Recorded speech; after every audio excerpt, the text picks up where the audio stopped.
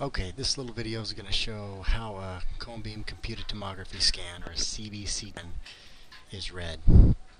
Now, one of the great advantages of the CBCT cone beam is that it gives us a three-dimensional view of the tooth.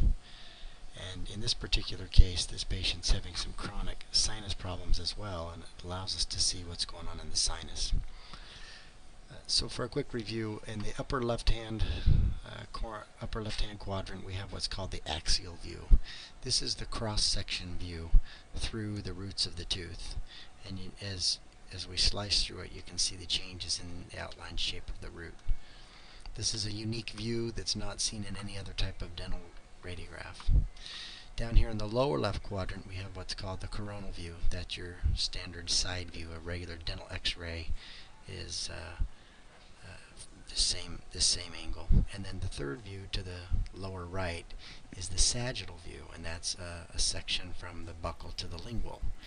And you can see as we move the green line, it slices through the tooth sagittally and shows us the different slices of the tooth. Now, the way that we get the three-dimensional image is by looking at the individual slices, and the computer allows us to take this volume of data, put it in any angulation that we want, and then slice through it at very thin slices. So this particular scan is a 1 millimeter thick slice. So as I pick up this green line and I move the green line, I'm slicing through, and each radiograph shows us a little bit different information about what we're seeing in the scan.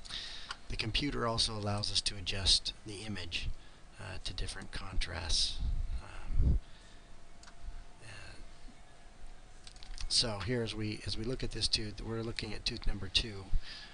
We can see we can also rotate the tooth from any angle. We can then slice through the tooth and see the anatomy, the changes in the bone, and the reaction of the sinus. So looking first at the maxillary sinus, you can see a thickening of the sinus membrane, which is consistent with sinusitis.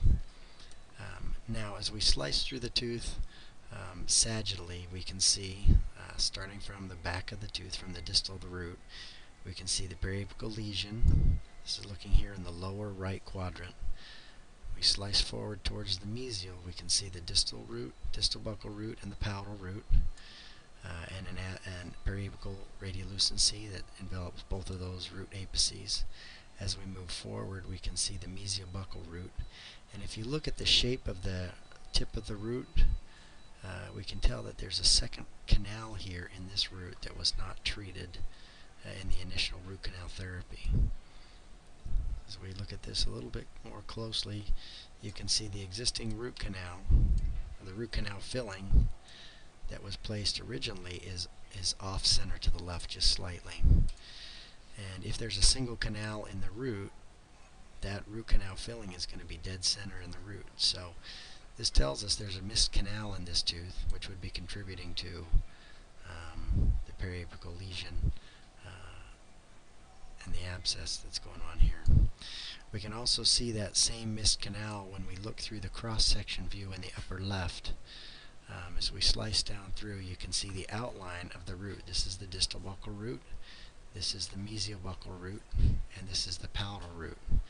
The missed canal is right here in this area, the MB2 canal, and we can see that as we slice down through. Now, the advantage of the CT is it allows us to see the anatomy. So as we slice down towards the apex, we can see that those two canals then fuse into one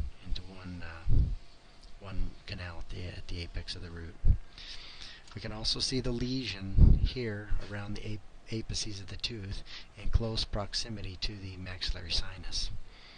If we slice through the tooth in the sagittal section and we slice through buccally to lingually, we can see the abscess and the effect that it has on the sinus. You can see a break in the floor of the sinus, and this would allow infection to move into the sinus and irritate the sinus, causing this chronic sinusitis.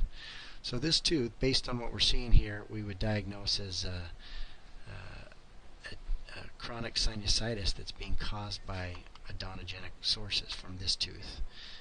And the cone beam computed tomography allows us to make that diagnosis and then properly treat the tooth, which will then help with the resolution of the sinus problem.